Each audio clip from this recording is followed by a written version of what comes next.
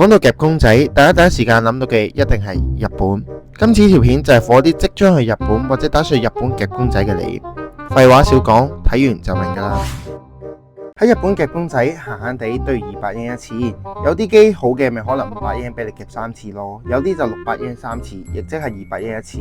你需要100yen嘅機台，有嘅，不過係細機咯。比較翻香港，其實香港咧大機都係5蚊一次嘅啫。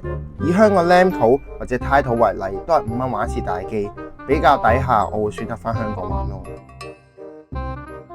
日本嘅夾公仔咧，我絕對唔會話夾唔起，但係咧反而會出現一個現象，叫做假希望。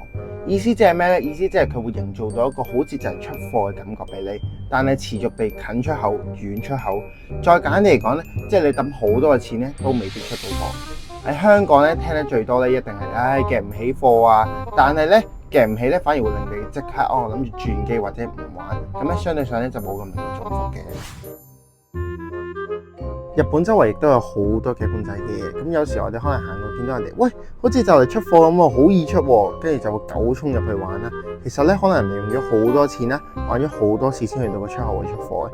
咁呢個 situation 咧，其實適用於任何地方嘅夾公仔，所以咧千祈唔好淨係睇表面，退一步海闊天空啊，各位。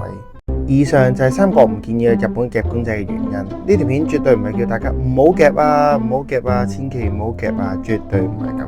大家咧可以喺出發之前借鑑，再考慮抌幾多錢落去夾。